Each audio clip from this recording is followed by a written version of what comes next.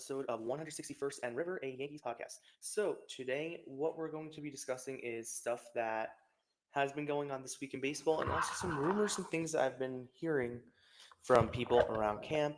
I'm going to write an article more in depth, probably tonight into tomorrow, and have it released between tomorrow and the weekend. But I wanted to give my perspective on things before I begin that. So, first, we're going to start off with what has transpired in obviously Yankee spring training this week. So, this is the lineup from Monday. So, the Yankees have had a great week in terms of spring training games. So, Monday, Max Fried, first start in Yankee pinstripes, and he gave up 2 runs in 2 and a third innings. He got a no decision. He threw 50 pitches. The 2 runs he didn't give up, they were inherited runners that had scored on a 3-run home run by Joey Bart, given up from a minor leaguer. So, take with that what you want. He struck out 2. I thought his stuff looked kind of crisp. I thought he looked great. So that's my perspective on things. Obviously, the line tells a little bit of a different story because it looks like, pretty bad. The eye test, he looked better than what the line says, which is always a good thing. Yankees blew it out 12-3 against Pittsburgh. Some of the highlights from the game. So I didn't put together a full video. This should load any second now. I thought it was impressive, the performance the Yankees put on. This game, and we're going to get to the next game because I feel like that was a little bit more of like, okay, we can do this. I can see this as a vision. So right now this hasn't loaded. So what I'll do is I'll do this differently. Hold on.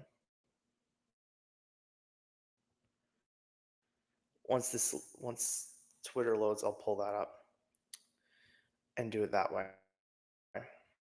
And just scroll through my feed. That might be the way we're going to have to do this from now on. All right. So against Pittsburgh, okay, and he has looked very good. Dom Smith has. So bats with the bases loaded, 1 out, and a broken bat, looping liner that will dunk it to center field for a base hit. 1 run will score. Here comes Rice. He will score. It's a 2-run single for Dominic Smith, and the Yankees take a 2-0 lead. And then Jack out. Bats with the base. Wild pitch. That's the final line. And then this was a great defensive. Both Oswald Cabrera and Oswald Peraza are right now. What a play. Yeah, I think you're going to like that double play as well, Aaron, as Peraza came over from third to take the flip from Volpe. Just the old 6-5-3. 6-5-3. Perfectly said, Booney.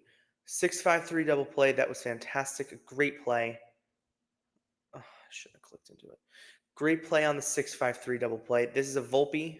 As Volpe grounds one through into left field So of base. I want to talk about Anthony Volpe for a minute. I've killed this kid on this podcast over the past, since I started. I've killed this kid, and I know it. And some of it's been warranted. It hasn't been lately. And like I said then, and like I will say now, I give credit where credit is due. Anthony Volpe has looked fantastic at the plate. His bat speed's up. He's bulked up this offseason, which is great. That's something you always like to see. When a batter bulks up a little bit, gains a little bit of muscle, he also looks more confident at the plate. Both of the hits in this game were hard hit balls. Pretty much everything he's made contact with this spring has been more or less a hard hit ball. Now, it may have been to a fielder, but statistically, it's a hard hit ball. And when we're looking for better results from a guy like Anthony Volpe, and he's hitting it hard, and he's hitting it in situations where he needs to hit. I get it's spring training, but in a tie game with the bases loaded, you have to hit. And he came up big. Making the team. As he flings that into shallow left, and that's going to get down as well. Now, Dom Smith has had the opposite kind of night that night, where neither one of his hits were hard hit. They were bloopers that found grass, which I'm not going to knock on him because, it's 4 runs.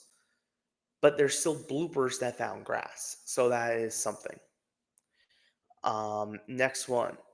Beyond the Andrew Dolphins puts out the 15. Might remember As Velasquez jolts that to has right. some great That moments in ball the is Bronx.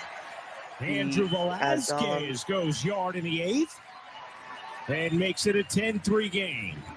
10-3, and then George Lombard Jr. makes it 12-3. I'll show that once this allows me to broadcast. X out. George Lombard Jr. brings it home with a home run. Wow, Lombard, did he do it again? Absolute shot. Okay, so George Lombard Jr. has impressed. Now, I've seen a lot on Twitter, a lot on social media, a lot everywhere. Bring Lombard up. Bring Lombard up. Let him play. Let him play. Can't. I get we just did that with Anthony. I understand that with Volpe.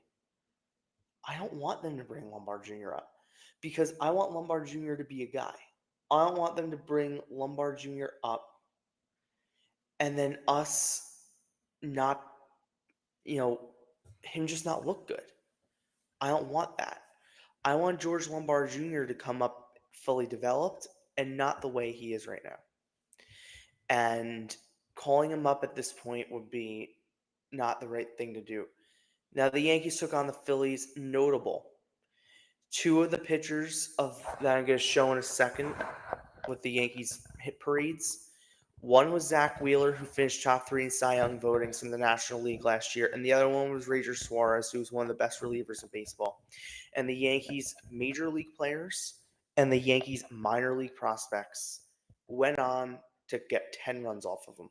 The first one is Judge Lombard Jr. being productive again. That's a base hit into right field, and that's going to score a run. And it'll allow runners to be on the corners now. So an RBI single from George Lombard Jr. and the Yankees with a 1-0. So an RBI single. Then line drive, and it's a fair ball down the right field line. An RBI That's going to score at least one. They'll hold the runner at third, and throw comes into second. It's a double for Spencer Jones and an RBI, and the Yankees lead it now. Short of the cycle. Now here's Wells. Swung on and hit through the glove of Wheeler. Nice play by Turner. Throw over to first, not in time. So what I liked from that one, and the 3-1 pitch, true, and it's a line drive, and it's a fair ball. It's not like a true hit, but you know what he did? He hustled down the line enough that he was able to be safe on that, which is kind of impressive, and that I like. I like that he was able to beat it out. I like he was able to be safe. I like all that stuff. So I like what I saw. It's a great story. And that one is hit into right field for a base hit. That's going to score a run as Dominguez comes around to score. And now the ball bounces away from JT Realmuto. That'll allow both runners to move up. So Jason Dominguez was on base a lot in this game. I think he was like 2 for 3. I'll pull the game log up in a second. And the pitch swung on and hit in the air, right field. That's deep. Going back on it is Stevenson. He's looking up, and he's not going to get it. Now, Michael Kay said on his show, and I'll echo what he said on his show today. Yesterday he had an off day because of the Mets game, and he didn't take it as an off day. He spoke to people around the Yankee organization, wanted to get some information. No scout in the Yankee organization think that Spencer Jones is going to make an impact this year, and I understand why when you hear the reasoning. They still think there are holes in his swing. And the more I see it, the more I see it. The more I sit here and intently look, the more I see there are clear holes in his swing. With that being said, it'd be nice if he could make a major league impact. It's just doubtful that he's going to make a major league impact at this point.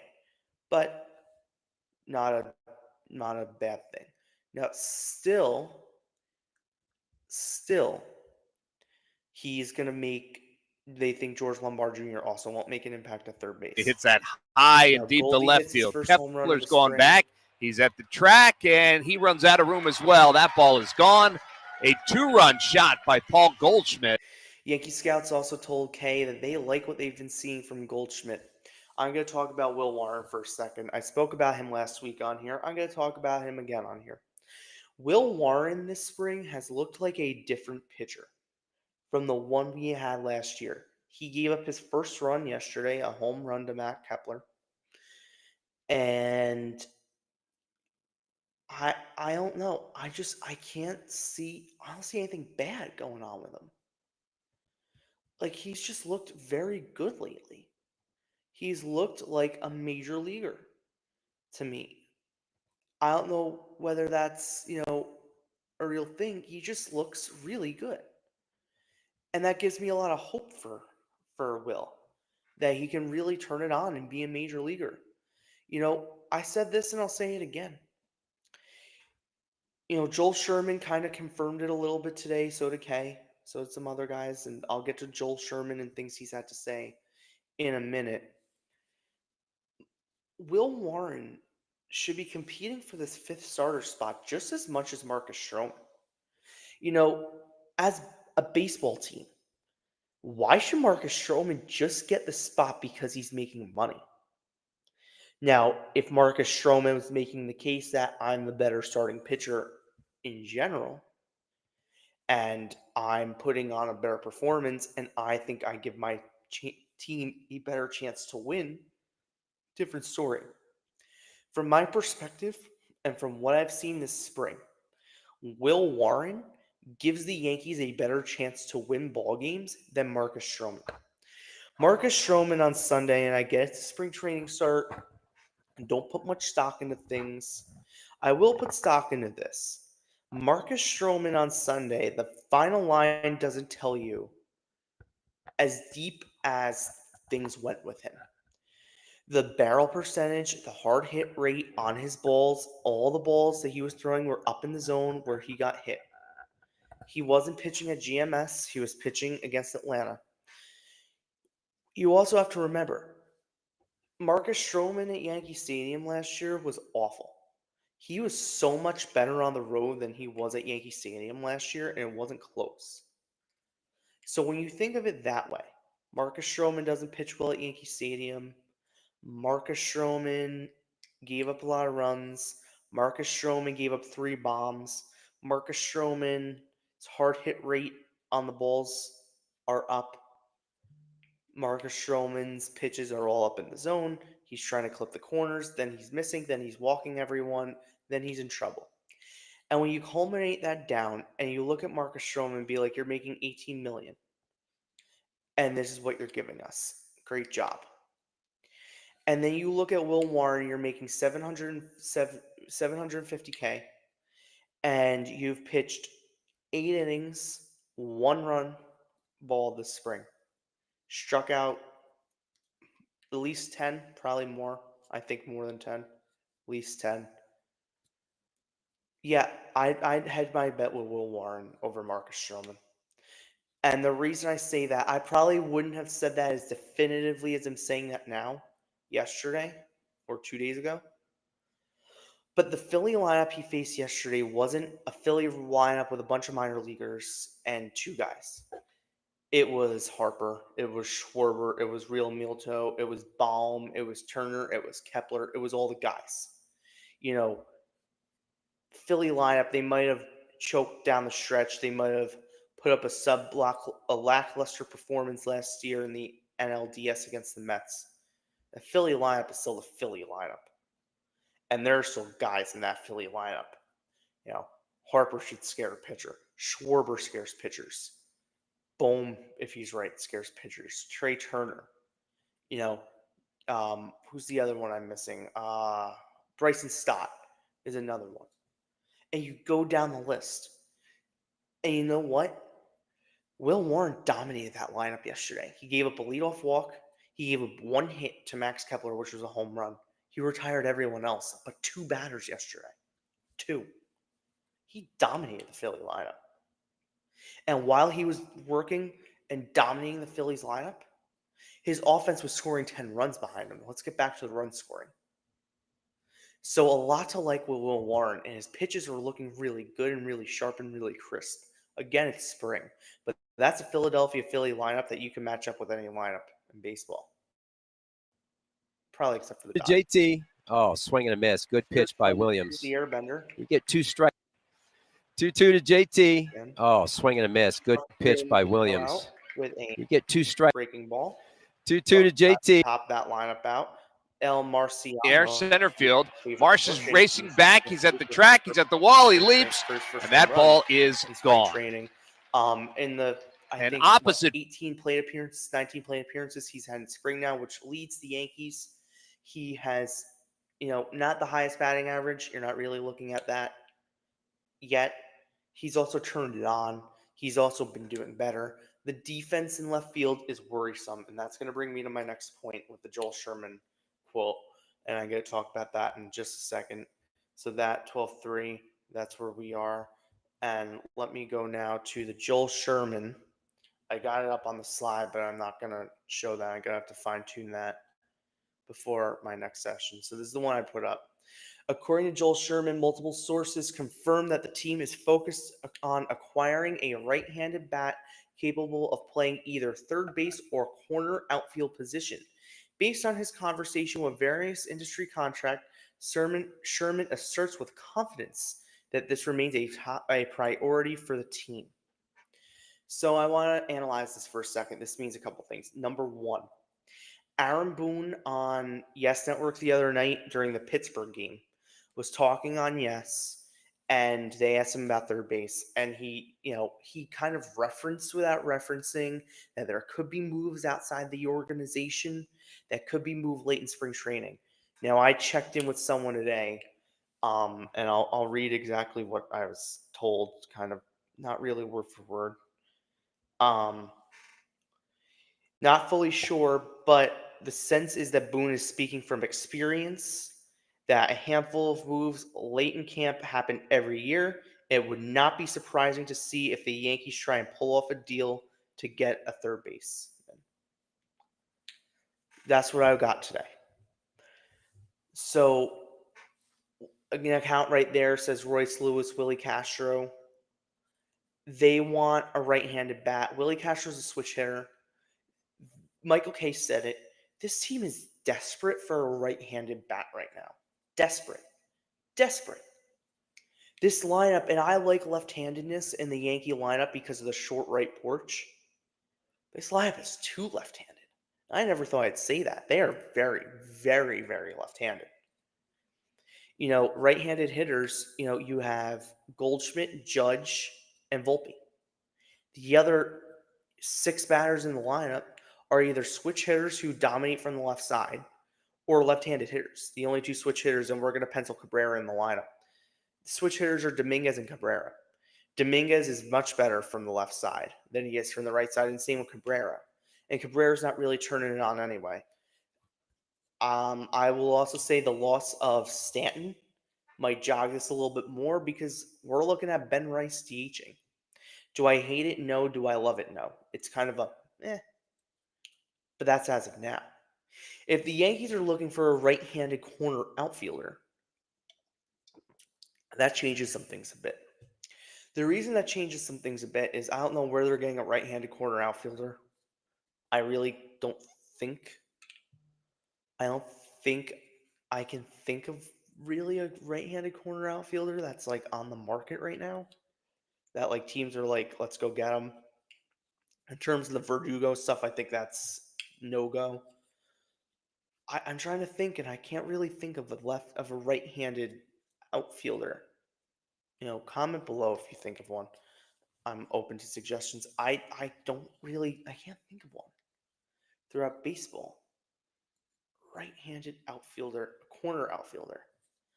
And what that tells me, if they're looking for a right-handed corner outfielder, that tells me one thing and one thing only. That Giancarlo Stanton is in worse shape than we all think, and they need to replace him long term. Now, Michael Kay said on his show that the people he spoke to think around the Yankee organization say that Stanton's going to make a big impact this year. Not right out of the gate, but they're not expecting them to be like too long. I'm thinking probably May.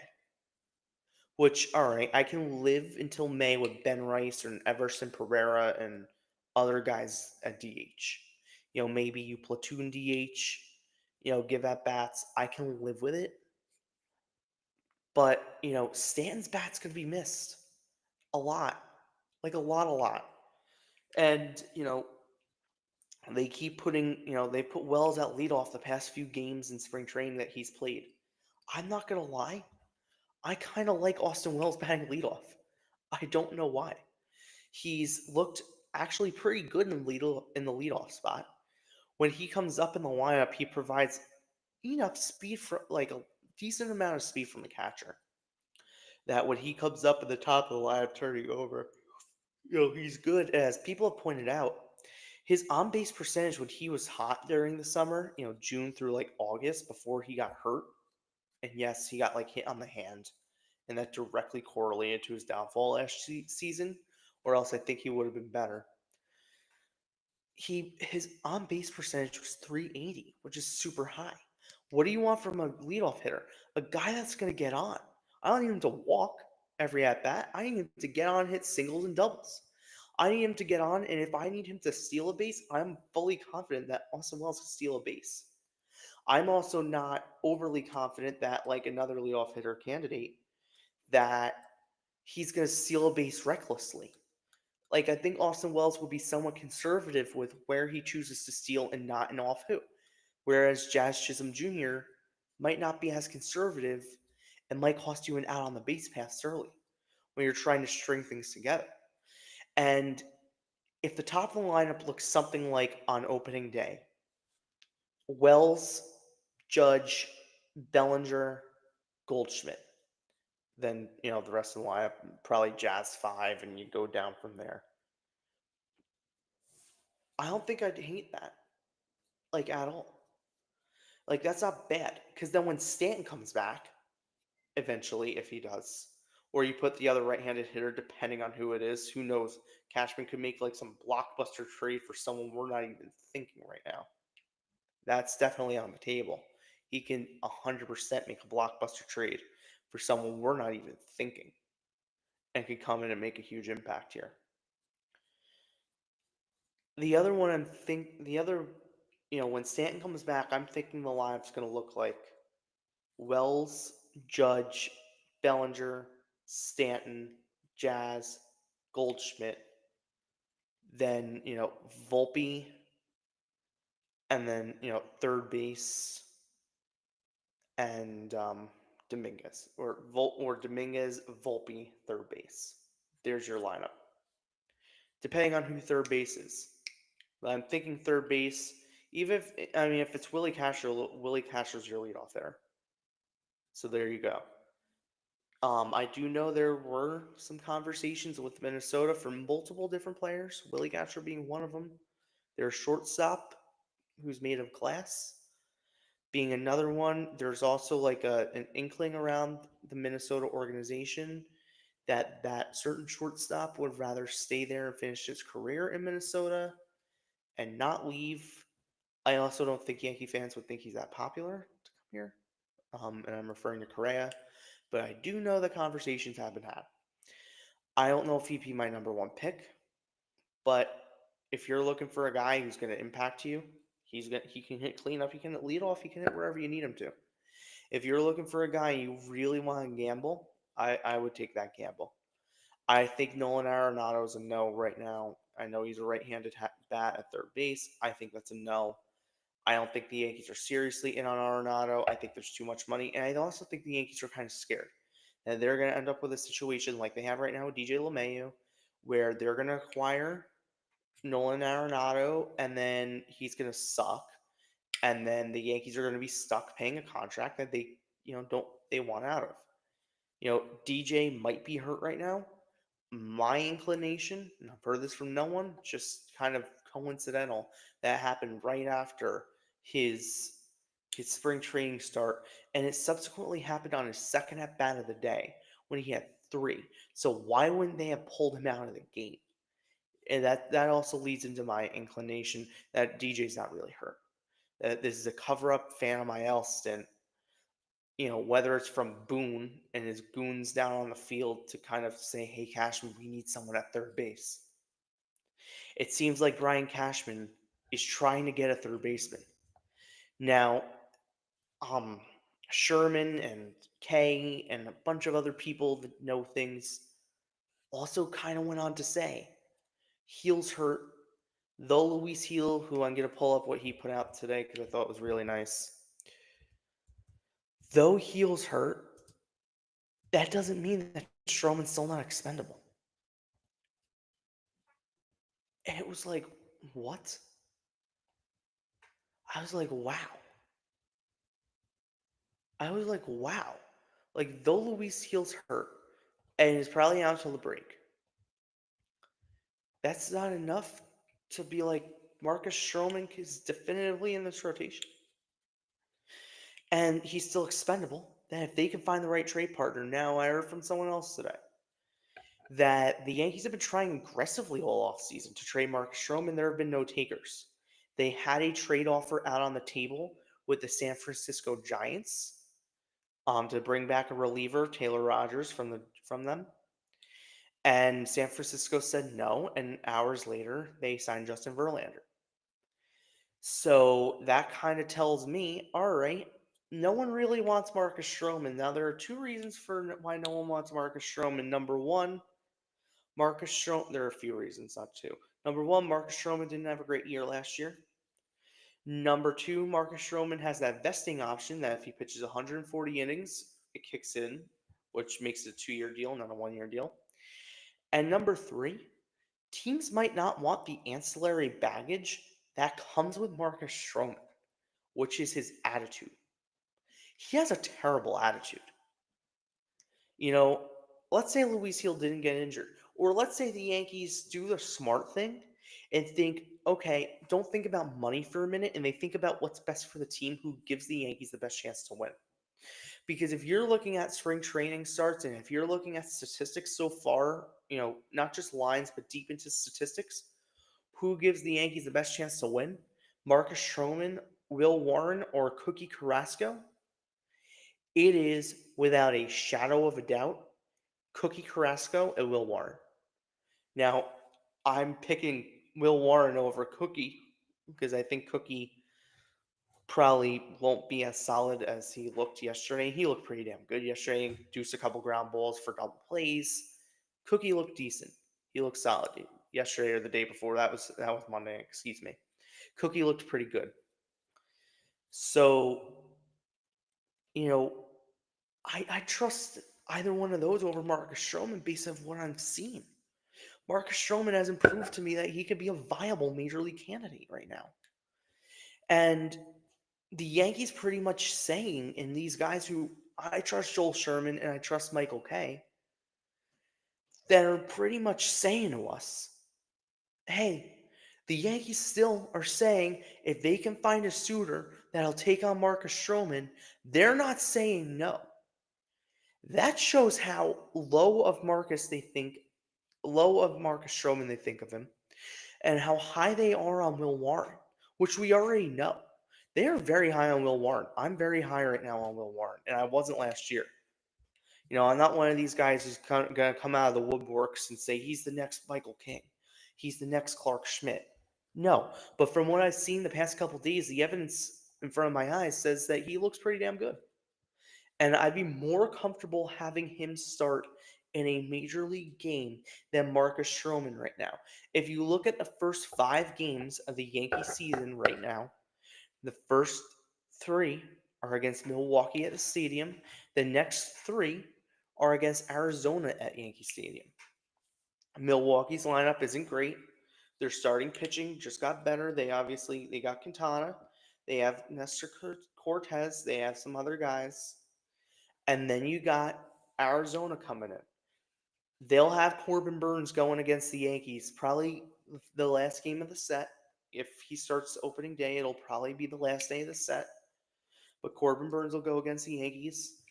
I don't know if Zach Gallen will. They have some other fantastic starters in their starting rotation. And then you look at the lineup. Their lineup is pretty good. Would I want Marcus Stroman going up against that Arizona Diamondback lineup? I don't think I would. Like, Yankee Stadium, that would scare me just a little bit. I would rather have Will Warren going up against that lineup. I just would. I'm more comfortable with Will Warren based on what I've seen. The bat, the way he's throwing the ball looks better. He looks more comfortable. He's had some conversations with, big league guys. Obviously, we saw the other night Roger Clemens and Max Fried talking shop in the dugout and, really looked great. And then you see, other things. We know Will Warren and Ron Guidry, both Louisiana boys, are chopping it up. I like that sort of stuff. And to close it out here, because I want to get out of here, we've been going for half an hour.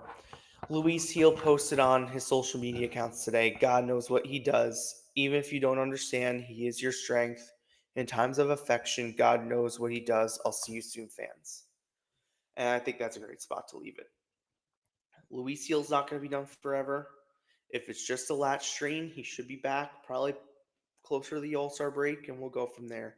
So if you like the Yankees, please subscribe, like my videos, follow me on social media, and see you next time. Have a great week. Let's go Yankees.